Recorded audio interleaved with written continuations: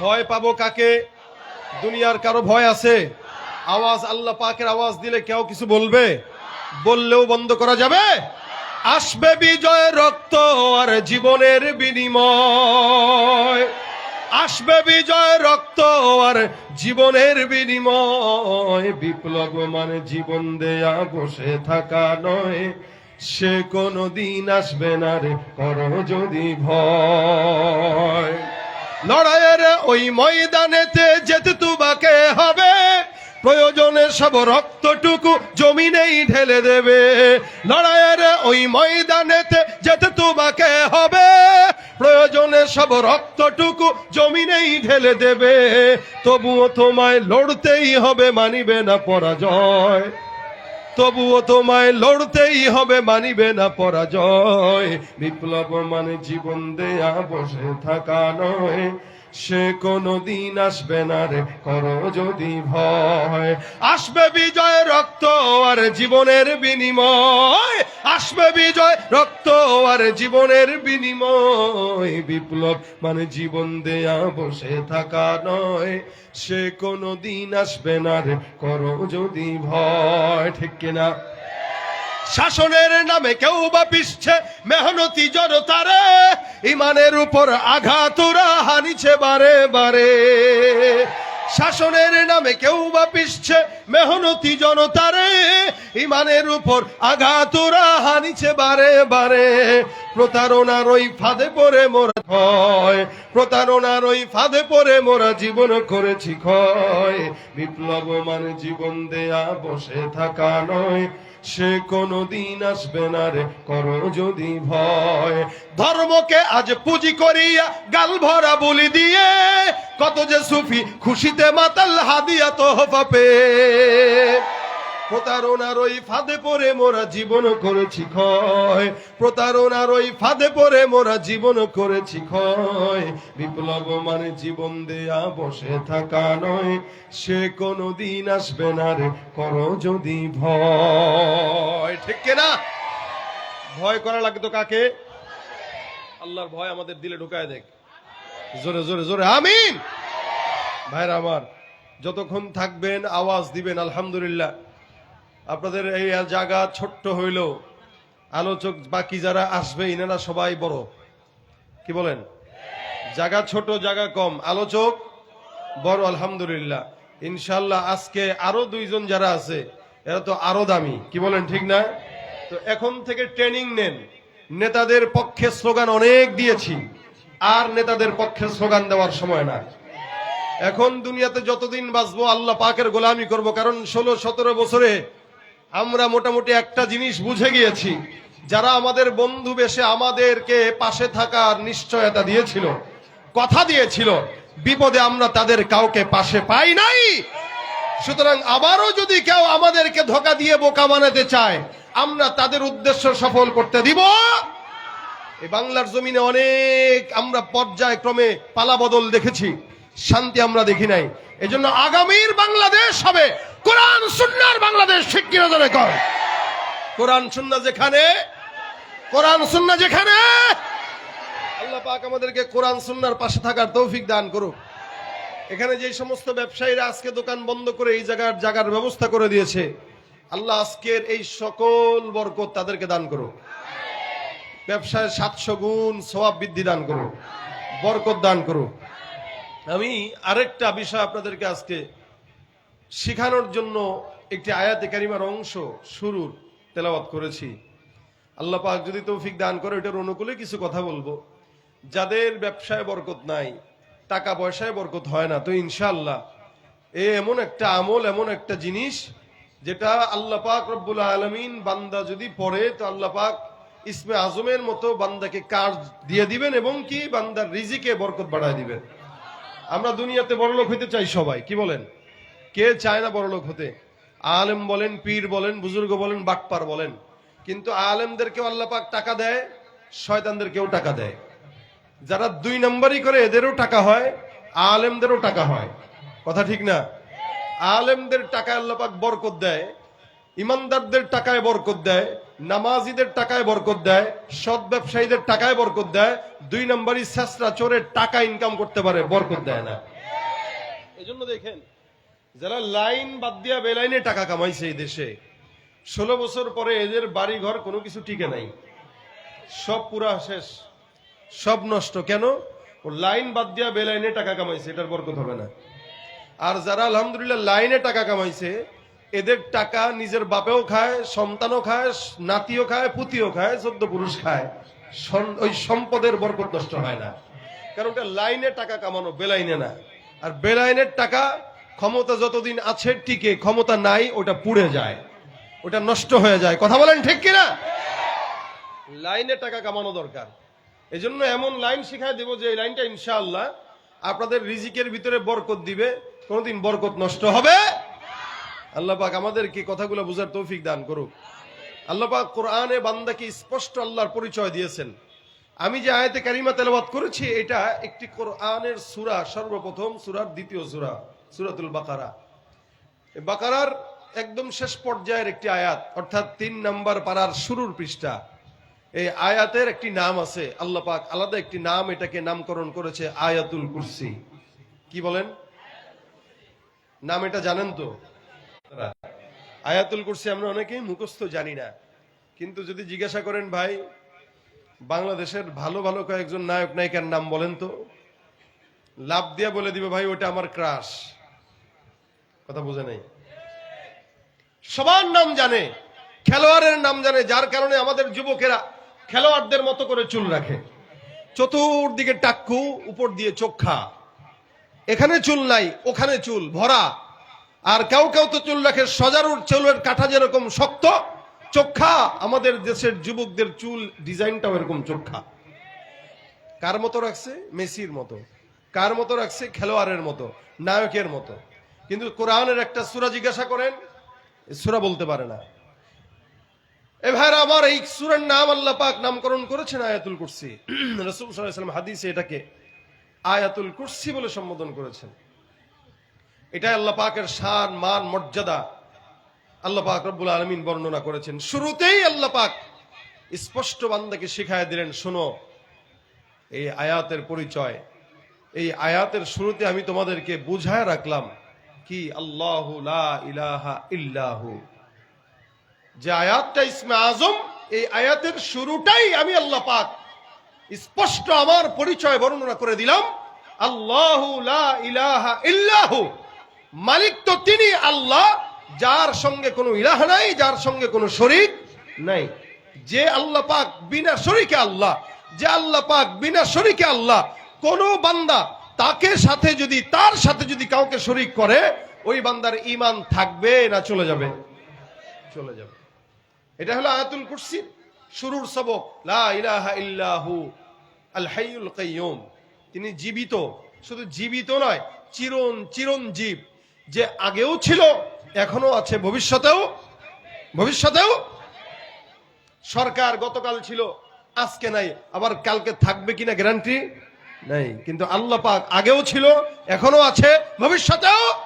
বলেন আগেও, এখনো, ভবিষ্যতেও।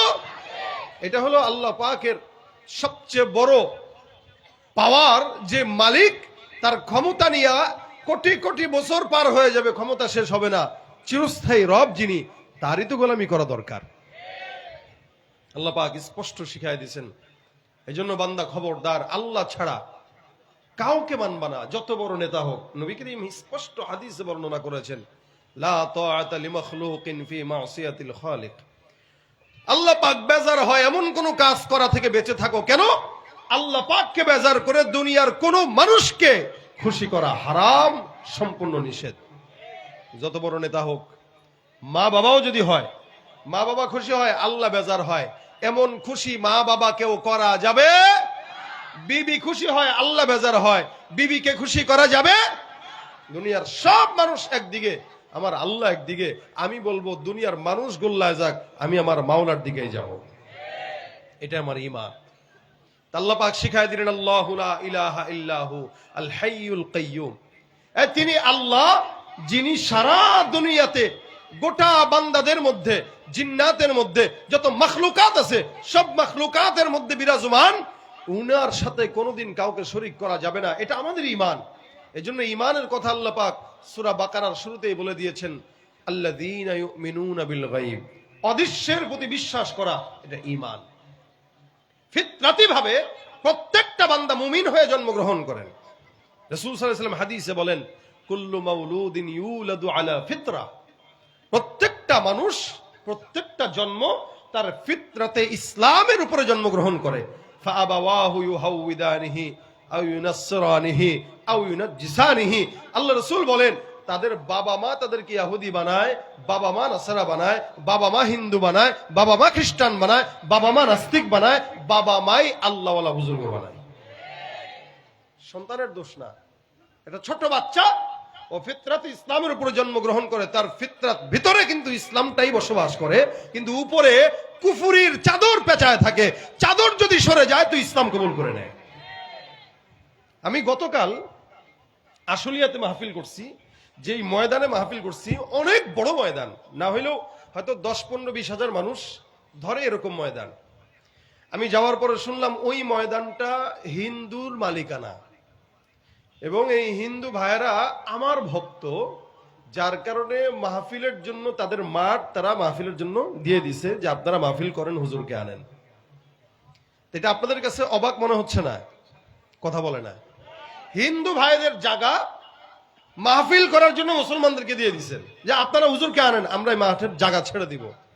এরপরেও আলহামদুলিল্লাহ আমাদের দেশের মুসলমান, হিন্দু, ইহুদি, খ্রিস্টান আমরা মিলেমিশেই তো বসবাস করি, কি বলেন আপনারা? এরপরেও কিছু বেঈমানরা আমাদের সাথে তাদের সঙ্গে দাঙ্গা লাগানোর জন্য, দাঙ্গা হাঙ্গামা লাগানোর জন্য পায়তারা করতেছে, আমরা নাকি তাদের উপর আক্রমণ করি। এই কথা সমাজের জায়গায় জায়গায় মিডিয়ার মাধ্যমে প্রচার করতে চায়। শুনে রাখা দরকার, এদেশ থেকে স্বৈরাচারীরা বিদায় হয়েছে, তাদের চেলা চামুন্ডা বিদায় হয় নাই। এরাই আজকে আমাদের ভিতরে দাঙ্গা লাগানোর পায়তারা করে, ঠিক কিনা বলেন?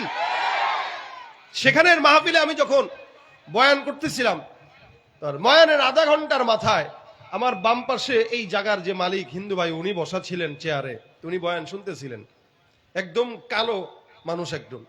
তো বয়ানের ফাঁকে উনি হুট করে দৌড় দিয়ে এসে সামনে আমার পায়ের কাছে এসে এইভাবে মাথাটা দিয়া সে সেজদার মতো করে পায়ের সামনে মাথাটা ঝুঁকায় দিচ্ছে। এটা হচ্ছে তার কাছে সর্বোচ্চ সম্মানের জায়গা, তারা তাদের দেবতাদের জন্য যা করে এটা। তা আমি তাকে এভাবে বলতেছিলাম, আমি তো আর চিনি না, আমি তাকে বলতেছিলাম, হাত দিয়ে ইশারা করতেছিলাম, সে সরতেছে না, সে পায়ের সামনে এভাবে করে দিচ্ছে। তা আমি কিছুক্ষণ পরে বললাম, ভাই নাম কি?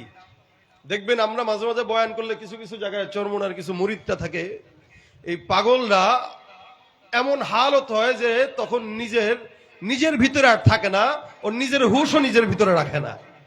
ওই বান্দাটার হালত আমি ঠিক বুঝলাম, এরকম অবস্থা হয়ে গেছে। আমি বললাম নাম কি?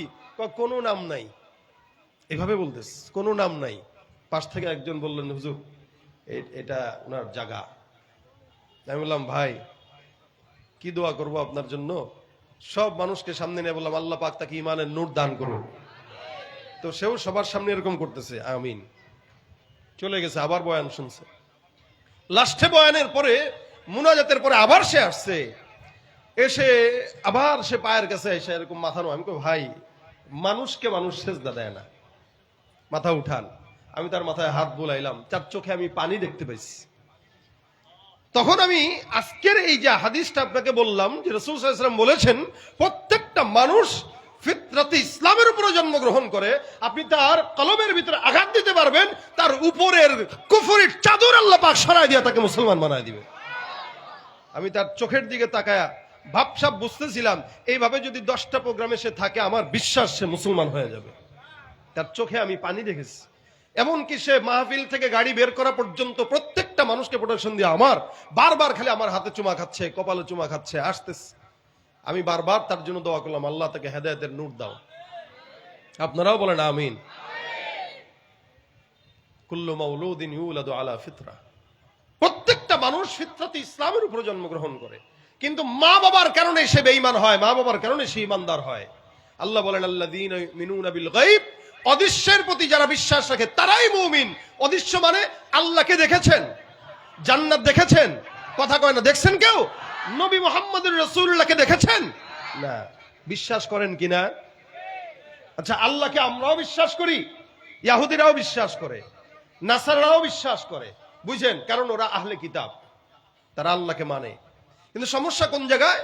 তাদের মানা আমাদের মানায় আসমান জমিন পার্থক্য। তারা মানে কিভাবে? আল্লাহ পাক বলতেছেন, ওয়াকালাতিল ইয়াহুদু উযাইরুন ইবনুল্লাহ ওয়াকালাতিল ইয়াহুদু উযাইরুন ইবনুল্লাহ ওয়াকালাতিন নাসারাল মাসীহ ইবনুল্লাহ। আমার আল্লাহ ডাক দিয়া বলেন, ইহুদি এরা আল্লাহ পাক রব্বুল আলামিনকে মানে, আবার আল্লাহর সঙ্গে অন্য কাউরেও শরীক করে। ওয়াকালাতিল ইয়াহুদু উযাইরুন ইবনুল্লাহ, ইহুদিরা বলে উযাইর হলো আল্লাহর পুত্র, নাসারারা বলে মাসীহ হলো আল্লাহর পুত্র। বলেন তো, আমার আল্লাহ কাউরে জন্ম দেয় নাকি জন্ম নেয়? দেয়? নেয়।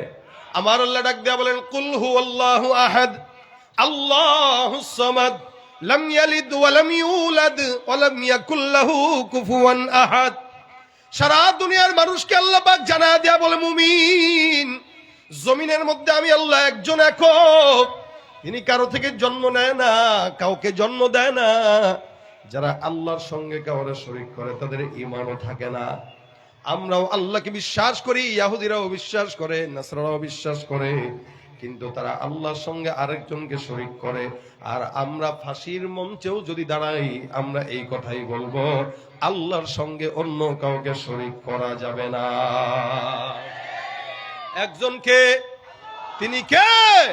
তুমি পারো করতে মোচন অভাব দুঃখী লোকের, তুমি পরম মুক্তি দাতা মালিকে জগতের, তুমি চোর অভাব দুঃখী লোকের, তুমি পরম মুক্তি দাতা মালিকে জগতের।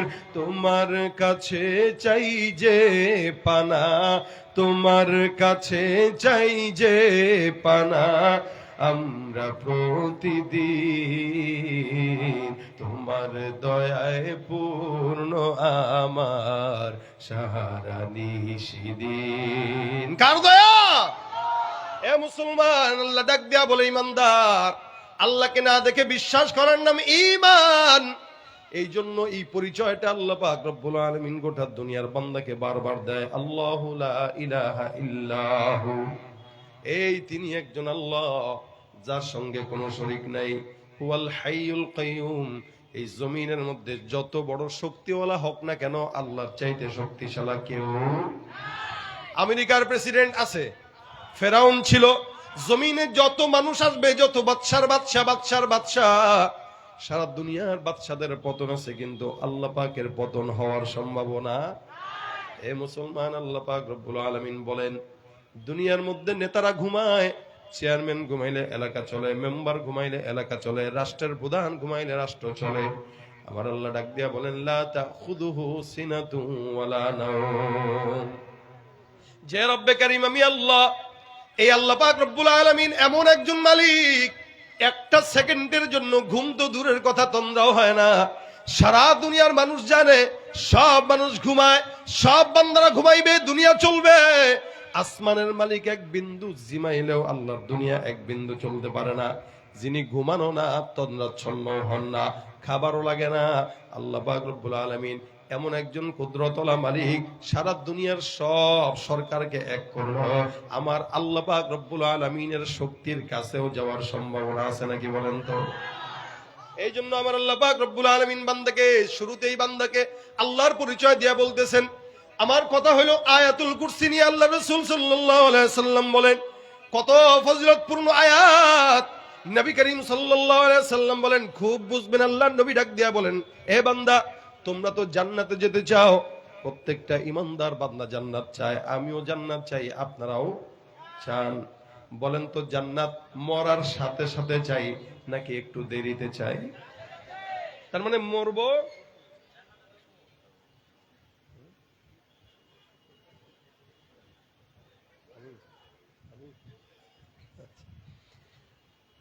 আচ্ছা, আমরা কি চাই যে মরার সাথে সাথে নাকি 10 বছর একটু জাহান্নামে ঢোকার পরে? প্রত্যেকটা মানুষ, যদিও সবাই গুনাহগার, আমিও গুনাহগার, আপনারাও গুনাহগার, এমন কেউ নাই যার গুনাহের কোনো ফিরিস্তি নাই। প্রত্যেকটা বান্দা গুনাহগার, কিন্তু গুনাহগার বান্দা, সবচাইতে গুনাহগার বান্দা এও কয় যে আল্লাহ আমারে ক্ষমা করবে ইনশাআল্লাহ। আর আমাদের দেশের ওই লতিফ কাজ্জাবি, হে তো ডাইরেক্ট গুনাহ যে করছে স্বীকারই করে না। কি দেখেন নাই? আব্দুল লতিফ সিদ্দিকী বলে আমি আব্দুল লতিফ সিদ্দিকীর কোনো গুনাহ নাই, নাউজুবিল্লাহ কয় না। কত বড় শয়তান হইলে পরে এই কথা কয়। আরে শয়তানও তো তাকে দেখলে লজ্জা পায়, ঠিক কিনা বলেন? শয়তানও আল্লাহর কাছে হয়তো কয়, আল্লাহ গো, আমি তো এরকম 2024 সালে এত বড় শয়তান পাবো আমারও কল্পনাও ছিল না। আমি আল্লাহর নিয়ামত আশা করি, আল্লাহ পাক আমার রিজিক দিছে, আমি এই জন্য শুকরিয়া করি, কিন্তু ক্ষমা প্রার্থী না, কারণ গুনাই করি নাই, ক্ষমা চাবো কেন? তাই গুনাহগার হওয়ার জন্য এর কথার চেয়ে বড় কথা আছে? আর ভাইরা আমার, দেখেন নবী করিম সাল্লাল্লাহু আলাইহি ওয়াসাল্লাম বলেন, কেউ যদি আগে আগে জান্নাতে যেতে চাও, নবী ডাক দিয়া বলেন একটা আয়াত, মান করা আয়াতুল কুরসি ফি দুবুরি কুল্লি সালাতিন মাকতুবা। ফজরের নামাজের পর, জোহরের নামাজের পর, আসরের নামাজের পর, মাগরিবের নামাজের পর, এশার নামাজের পর আল্লাহর রাসূল ডাক দিয়া বলেন, উম্মত, 5 ওয়াক্ত নামাজের পর যদি কোনো ইমানদার বান্দা একবার করে আয়াতুল কুরসি তেলাওয়াত করে, কয় ওয়াক্ত নামাজের পর? 5 ওয়াক্ত নামাজের পর পড়বে কয়বার? একবার। রাসূল বলেন 5 ওয়াক্ত নামাজের পর একবার যদি কোনো ইমানদার বান্দা এটা পড়ে, আমার আল্লাহ পাক রব্বুল আলামিন ওই বান্দাকে মরার সাথে সাথে জান্নাত দান করে দিবেন। দুনিয়া আর জান্নাতের মাঝখানে মৃত্যু ছাড়া কেউ তাকে জান্নাতে যেতে বাধা দিবে না। লাম ইয়ামনাহু মিন দুখুলিল জান্নাহ, কেউ তাকে জান্নাতে ঢুকতে বাধা দিবে না, ইল্লা আইয়ামুত, একমাত্র মৃত্যু ছাড়া। তার মানে মৃত্যুবরণ করবে, নিচে জান্নাত রেডি, সোজা জান্নাতে পড়ে যাবে। আমলটা কঠিন না সহজ? বলেন না, কঠিন না সহজ? নামাজের পরে শুধু পড়ে ফেলবেন, আল্লাহু লা ইলাহা ইল্লা হুয়াল হাইয়ুল কাইয়্যুম লা তাখুযুহু সিনাতুন ওয়ালা নাওম লাহু মা ফিস সামাওয়াতি ওয়া মা ফিল আরদ মান যাল্লাযী ইয়াশফাউ ইনদাহু ইল্লা বিইযনিহি ইয়ালামু মা বাইনা আইদিহিম ওয়া মা খালফাহুম ওয়া লা ইউহীতুনা বিশাইইন মিন ইলমিহি ইল্লা বিমা কুরসিয়্যুহুস সামাওয়াতি ওয়াল আরদি ওয়া লা ইয়াউদুহু হিফযুহুমা ওয়া হুয়াল আলিয়্যুল আযীম। বলেন তো পড়তে কতক্ষণ লাগে? 1 মিনিট বা 2 মিনিট ধরলাম, কিন্তু এই 5 ওয়াক্ত নামাজের পরে কেউ যদি পড়ে, সোজা কোথায়? সোজা কোথায়? কষ্ট হবে পড়তে? ভাইরা আমার, কেউ যদি রাত্রিবেলা পড়ে, সকাল পর্যন্ত আল্লাহ পাক রব্বুল আলামিন ফেরেশতাদেরকে দিয়ে হেফাজত করে। সকালবেলা যদি পড়ে, সন্ধ্যা পর্যন্ত আল্লাহ পাক রব্বুল আলামিন তাকে হেফাজত করেন। এই হেফাজত, এই ফজিলত এত বিশাল। হযরতে আবু হুরায়রা রাদিয়াল্লাহু তাআলা আনহু একজন বিশাল বড় সাহাবী, নাম শুনছেন তো? আবু হুরায়রা নবী করিমের আদরের সাহাবী, রাসূল আদর মোহাব্বত করে ধরে হুরায়রা ডাকতো। এই আবু হুরায়রা রাদিয়াল্লাহু তাআলা আনহু সবচেয়ে বেশি হাদিস বর্ণনাকারী সাহাবী। উনি একবার উনার কাছে উনি বর্ণনা করেন, পয়গম্বর আমার কাছে একবার যাকাত ফিতরা সাদাকাতুল ফিতরের মাল আমার কাছে আমানত দিল।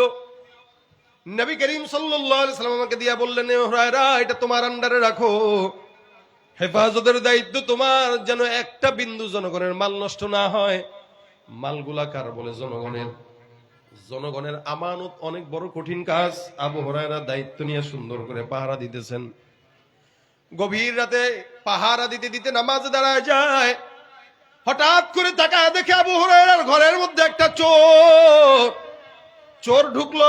সদকাতুল ফিতরের যে খেজুরগুলো আছে, মালগুলো আছে, ওই মালগুলোর মধ্যে হাত দিয়া চোর চুরি করতেছে।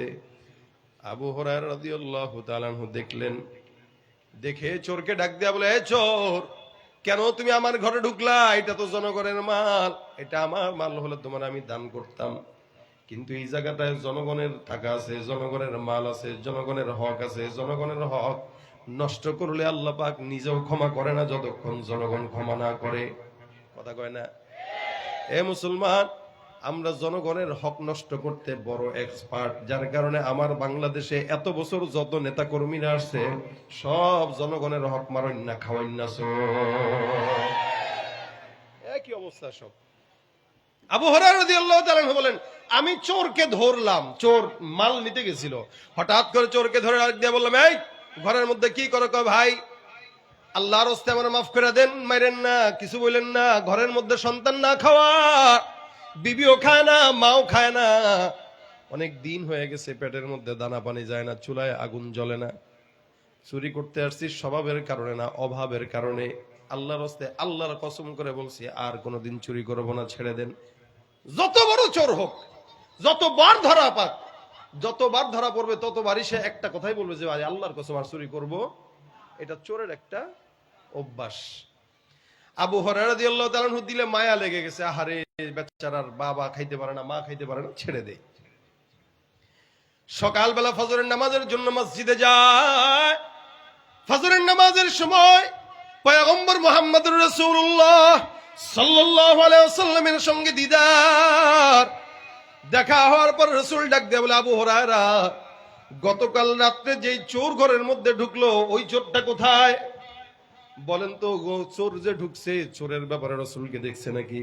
না। আল্লাহর নবী ছিলেন না? আবু হুরায়রা বলে, আমি একা ছিলাম, আমার মাওলায় দেখছে, কিন্তু আখিরি জামানার পয়গম্বর কেমনে জানলো আমার ঘরে চোর? আবু হুরায়রা ডাক দিয়া বলে, ইয়া রাসূলুল্লাহ, আমার ঘরে চোর ঢুকলো, পয়গম্বর আপনি কেমনে বুঝলেন? নবী বলেন, আমার মাওলায় পাক রব্বুল আলামিন ওহীর মাধ্যমে জানিয়েছেন। সুবহানাল্লাহ। আবু হুরায়রা, তুমি চোরকে কি করলা? আবু হুরায়রা ডাক দিয়া বলেন, ইয়া রাসূলুল্লাহ, তাকে ছেড়ে দিয়েছি। এটা চোর না হুজুর, অভাবের কারণে আসছিল। চোর না, অভাবের কারণে আসছিল, এই জন্য মায়া লাগছে, বাচ্চার কথা বলছে, কান্নাকাটি করছে, কসম খাইছে, ছেড়ে দিছে। রাসূল কয়, লিখে রাখো, আজকে রাতেও আবার আসবে। আবু হুরায়রা মনে মনে কয়, আজকে যদি আসে পিডায় হাড্ডি ভেঙে দিব একদম। গতকাল কসম খেয়ে গেল, আজকে রাতে যদি আসে সুযোগ দেওয়া হবে না। একবার, দুইবার, তিনবার যদি সুযোগ দিয়ে দেন, চোর আর চোর থাকে না, তখন সন্ত্রাস হয়ে যায়, ঠিক কিনা? এই জন্য ইসলামের বিধান যদি বাংলার জমিনে থাকতো, একটা নেতারও হাত থাকতো না, সবগুলা লোলা থাকতো। ওয়াস-সারিকু ওয়াস-সারিকাতু ফাকতাউ আইদিয়াহুমা জাযাআম বিমা কাসাবা নাকালাম মিনাল্লাহ। চোর চুরি করবে, নিজামে হাত কেটে দাও। আমার দেশের ইসলামী শরিয়া ভিত্তিক আইন থাকলে সবগুলা নেতা কর্মীর হাত থাকতো না, এগুলা হুইল চেয়ারে বসে বসে তাওয়া লাগতো, ঠিক কিনা জোরে কর? কারণ কি, এদেশের অধিকাংশ নেতা কর্মীদের জনগণের টাকা চুরি করেই এরা আমাদের দেশে বাড়ি গাড়ি করে, জনগণের টাকা মেরেই এরা বড় বড় মেল কারখানা করে, আর আমরা জনগণ তাদের পক্ষে অযথা স্লোগান দিয়া সময় নষ্ট করি, গলা নষ্ট করি, তারপরেও তাদেরকে বিপদে পাশে পাই না, ঠিক কিনা জোরে কর? কেউ দিল না, সবাই নিল, আমরা যে কলুর বলদ, সারা বছর নেয় না খবর, নির্বাচনে খুব দরদ। কথা ঠিক কিনা? কেউ দিল না, সবাই নিল, আমরা যে কলুর বলদ, সারা বছর নেয় না খবর, নির্বাচনে খুব দরদ। নির্বাচনের আগে নেতা ধরে কত রকম বেশ, নির্বাচনের আগে নেতা ধরে কত রকম বেশ, দেখতে দেখতে গোল্লায় গেল আমার সোনার বাংলাদেশ। বলবেন এতটুকু, দেখতে দেখতে গোল্লায় গেল, একে একে শেষ করেছি, সবার দেখা হইল শেষ, দেখতে দেখতে গোল্লায় গেল আমার সোনার বাংলাদেশ, দেখতে দেখতে গোল্লায় গেল। যাদের হাতে যায় ক্ষমতা, দেশ যেন বাপের ভিটা, রাখতে চেয়ে আর শুরু করে বিদেশিদের পাঁচাটা। যাদের হাতে যায় ক্ষমতা, দেশ যেন বাপের ভিটা, রাখতে চেয়ে আর শুরু করে বিদেশিদের পাঁচাটা। বিদেশিদের কথা মতো চালায় ওরা নিজের দেশ, বিদেশিদের কথা মতো চালায় ওরা নিজের দেশ, দেখতে দেখতে গোল্লায় গেল, দেখতে দেখতে গোল্লায় গেল, একে একে শেষ করেছি, সবার দেখা হইল শেষ, দেখতে দেখতে গোল্লায় গেল আমার সোনার বাংলাদেশ। ঠিক কিনা ভাই? রাগ করছেন কেউ? রাসূল বলেন, আমার মেয়ে ফাতেমাও যদি চুরি করত বা চুরি করে, আমি নবী ফাতেমার হাত কেটে দিব। এই জায়গায় কোনো দয়া লাগাইলে চলবে? মায়া লাগাইলে চলবে? দয়া করছি বলেই তো দেশের জায়গায় জায়গায় চোর ভরে গেছে। যদি দয়া না করতাম, একটা চোরের হাত কাটা হতো সাংবিধানিক ভাবে, দ্বিতীয় চোর চুরি করার আগে 100 বার চিন্তা করতো, ঠিক কিনা বলেন? আবু হুরায়রা রাদিয়াল্লাহু তাআলা মায়া লাগাইছেন, যার কারণে আবার পরের রাত্রিতে নামাজের মধ্যে দাঁড়াইলেন, তাকায় দেখে চোর হাজির। আবু হুরায়রা চোরের দিকে তাকায়, ডাক দিয়া কয়, কি ব্যাপার? গত রাতে তোমাকে ছেড়ে দিলাম মোহাব্বত কইরা, মায়া কইরা, দয়া কইরা, আজকে আবার কেন তুমি আমার ঘরে ঢুকলা? চোর ডাক দিয়া কয়, হুজুর গতকাল চুরি করতে ঢুকছি, কিন্তু চুরি করতে পারি নাই। আপনি ধরে ফেলছেন, বিদায় দিয়ে দিছেন, চিন্তা করলাম আজকে যাই, আবারও যদি কিছু ওখান থেকে নেওয়া যায়, যার কারণে আজকে ঢুকে গেলাম। হুজুর আল্লাহর কসম আর চুরি করব না। দ্বিতীয় দিন আবার চুরি করলো, চুরি করবে না কসম খাইলো। প্রথম দিন ধরা খাওয়ার পর আবু হুরায়রা ছেড়ে দিলেন, এখন ছাড়ে না, কান্নাকাটি করতে করতে অস্থির। মায়ের কসম খায়, বাবার কসম খায়, সন্তানের কসম খায়। আবু হুরায়রার দিলের মধ্যে দয়া মায়া লেগে গেছে। চিন্তা করলেন দরকার নাই, ছেড়ে দেই, থাক, ভেজালের দরকার কি। ছেড়ে দিলেন, চলে গেল। ফজরের নামাজের সময় আমার পয়গম্বর ডাক দেয়া বলে, আবু হুরায়রা ব্যাপার কি? কোন জায়গায় গেল? চোরটা কোথায়? আবু হুরায়রাকে হুজুর ছেড়ে দিছি।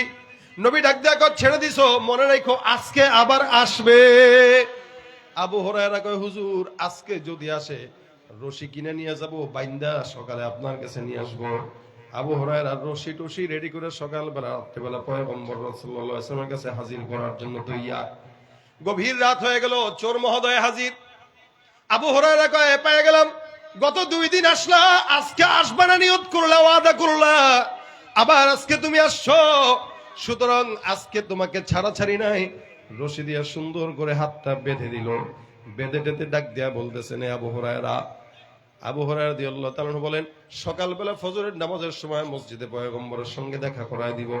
এবার চোরের তো মেজাজ গরম হয়ে গেছে, দেখা যদি হয় পয়গম্বর তো ফাড়ায় ফেলবে। এবার খালি চক্রান্ত করতেছে, কোন কথা বইলা এখান থেকে বিদায় হওয়া যায়। আবু হুরায়রা বলে, কি? আল্লাহর কসম আর চুরি করতাম না, ছেড়ে দাও। ঘরের সন্তানটা কি করবে? আমারও যদি ধরে রাখো, সন্তানের কি হবে, বিবির কি হবে? আবু হুরায়রা নতুন কথা কয়, এটা 2 দিন শুনছি। ডাক দিয়া আবু হুরায়রা, আল্লাহর কসম আর চুরি করব না। কসম খাইতেছি যে নাকের কসম, কানের কসম, ঠোঁটের কসম, যা কসম খায় চোররা, এরপরেও চুরি করে।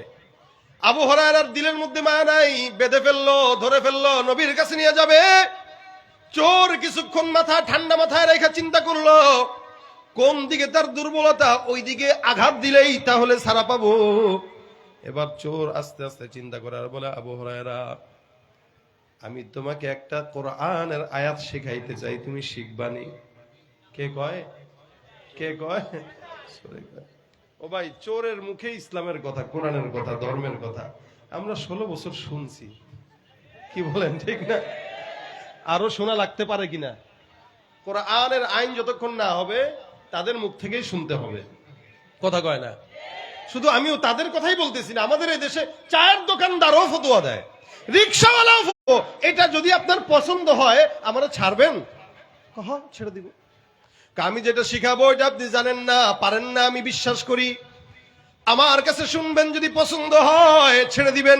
আবু হুরায়রা যাও, কথা দিলাম, শিখায় দাও। যেখানে আবু হুরায়রা ইলম অর্জনের জন্য মসজিদের গেটে শুয়ে থাকতো, সেখানে এই কথা যখন শুনলেন, আবু হুরায়রা কয়, ঠিক আছে আমারে শোনায় দাও। এবার আবু হুরায়রা রাদিয়াল্লাহু তাআলার মতো একজন সাহাবীকে চোর শুনাইতেছেন, আবু হুরায়রা কোন বান্দা যদি আয়াতুল কুরসি, এই আয়াতুল কুরসির শুরু থেকে শেষ পর্যন্ত তেলাওয়াত করলো, করার পরে ডাক দিয়া বলতেছে, হে আবু হুরায়রা এই আয়াতটা কোন ইমানদার মুমিন বান্দা যদি রাত্রেবেলা পড়ার পরে তারপরে ঘুমায়, আল্লাহ পাক সারা রাত ওই বান্দাকে জিন্নাত শয়তানের ওয়াসওয়াসা থেকে হেফাজত করবেন। সুবহানাল্লাহ কয় না? সারা রাত্রিবেলা পড়বেন, সারা রাত আল্লাহ পাক হেফাজত করবে, সকালবেলা পড়বেন, সারা দিন হেফাজত করবে। আল্লাহ পাকের ফেরেশতাদেরকে দিয়ে আপনাকে আমাকে আল্লাহ পাক কুদরতি ভাবে হেফাজত করে শয়তানের হাত থেকে বাঁচায় দিবে। শিখাইতেছে কে? চোরে। এই চোরের ঘরের চোর যখন শিখায় দিল, আবু হুরায়রা কয়, কথা যেহেতু দিয়া দিলাম, এই সবকটা তো পছন্দ হয়েছে, যাও, আল্লাহর রাসূল সাল্লাল্লাহু আলাইহি ওয়াসাল্লাম যদি আমাকে ধরবে তবে আমি তোমাকে ছেড়ে দিলাম। তৃতীয় দিন আবু হুরায়রা রাদিয়াল্লাহু তাআলা ছেড়ে দিলেন। ফজরের নামাজের সময় মসজিদে গেছেন, আবু হুরায়রা ডাক দিয়া কয়, হুজুর কাহিনী একটা ঘটে গেছে। রাসূল ডাক দিয়া বলেন, কই চোর কোন জায়গায়? চোর কই, আগে এটা কও। হুজুর চোর আসলে চোর হইলো শিক্ষিত। এটা ছেড়ে দিচ্ছি। রাসূল ডাক দিয়া বলেন, চোর ছেড়ে দিছো মানে? হুজুর কাহিনী ঘটছে। বলে কি? আরে বিশাল কাহিনী। আমি আবু হুরায়রা একটা আয়াত জানতাম না, সে আমার একটা আয়াত শিখাইছে। এই জন্য এক আয়াত যে শিখাবে সেও তো উস্তাদ, কিন্তু এই চোর রেস্তার তাই। যাই হোক, রাসূল বলেন কি হয়েছে বলো আমাকে। তো আবু হুরায়রা রাদিয়াল্লাহু তাআলা আনহু বলতেছেন যে সে আমাকে বলতেছে যে তোমাকে আমি কোরআনের একটা আয়াত শিখাবো, তুমি শুনো। কেউ যদি রাত্রিবেলায় আয়াতুল কুরসি তেলাওয়াত করে সারা রাত জিন্নাতের আসর থেকে আল্লাহ তাআলা হেফাজত করবে, শয়তানের আসর থেকে আল্লাহ তাআলা হেফাজত করবে। হুজুর আমাকে এটা সে শিখাইছে, আমি এটা জানতাম না, আমার এত পছন্দ হয়েছে আয়াতটা, আমি দয়া লাগায়া মায়া লাগায়া তারা ছেড়ে দিচ্ছি। নবী বলেন, ইন্নাহু ক্বাদ সাদাকাকা ওয়া হুয়া কাযুব। যদিও ওই চোর তোমাকে সত্য বলেছে, কিন্তু সে সত্যবাদী না, সে কিন্তু মিথ্যু। আবু হুরায়রা কয়, হুজুর এটা কে? আপনি চিনেন তাকে? আপনি কেমনে জানেন তার ব্যাপারে? প্রথম দিনও বললেন আসছে, দ্বিতীয় বললেন আসছে, তৃতীয় দিনও বললেন আসছে, এখন বলতেছেন সে মিথ্যাবাদী। হুজুর আপনি কি তার পরিচয় জানেন? রাসূল বলেন, যাকা শাইতান। ওটা চোর না, ওটা শয়তান। কে? তার মানে এতক্ষণ কার গল্প শুনছেন? জোরে বলেন, কার গল্প? শয়তান যদি শিখায় যে আমি শয়তান হয়ে আমি বলতেছি, শোনো আবু হুরায়রা, তুমি যদি আমার থেকে বাঁচতে চাও তাহলে এই আয়াত পড়বা, তাহলে এই কথাটার গ্যারান্টি আছে না? একটা ডাকাত, একটা চোর, সে জানে তার দুর্বলতা কোন জায়গায়। সে যদি বলে, ভাই আমরা চুরি করার পরে আমাদের কাছে যে পিস্তল থাকে আপনারা ঠেকাই যে এটা আসল পিস্তল না, দেয় আর কি ভয় দেখানোর জন্য। কোন চোর যদি আপনাদেরকে পিস্তল ধরে, দুইটা পিস্তলটা ভেঙে এর দিবেন ঘাড়ের মধ্যে একদম দুইটা থাপ্পড়, দেখবেন সোজা হয়ে গেছে। তার মানে এটা চোরের মুখে শুনলাম মানে এই কথার গ্রহণযোগ্যতা আছে। তো শয়তান নিজে বলতেছে আয়াতুল কুরসি পড়বা তো আল্লাহ পাক সারা রাত আমাদের হাত থেকে হেফাজত করবে। নবী করিম সাল্লাল্লাহু আলাইহি ওয়াসাল্লাম বলেন, হ্যাঁ আবু হুরায়রা, আসলে মুমিন যদি রাত্রিবেলা ঘুমানোর আগে পড়ে আল্লাহ পাক সারা রাত শয়তানের ওয়াসওয়াসা থেকে তারা হেফাজত করবে। এজন্য আমাদের সমাজে অনেক সময় বাচ্চারা রাত্রিবেলা কান্নাকাটি করে। আল্লাহ পাক রব্বুল আলামিন এর আয়াতুল কুরসি, এটা শয়তানের কাজ হলো আপনার সম্পদকে বরকতহীন করে দেওয়া। এখন শয়তান বলতেছে কেউ যদি তার সম্পদকে বরকত দিতে চায়, বরকতি থেকে বাঁচাইতে চায়, সেও যেন আয়াতুল কুরসি পড়ে, তাহলে তার সম্পদে আল্লাহ পাক বরকত দান করবেন। এজন্য টাকা জমাইতেছেন ব্যাংকে অথবা কোনো জায়গায় রাখছেন, আয়াতুল কুরসি পড়ে ফু দিয়ে টাকাটা ব্যাংকে রাখবেন, ইনশাআল্লাহ টাকা বাচ্চা ফুটাবে না, কিন্তু বরকত নষ্ট হবে না। এটা বরকত।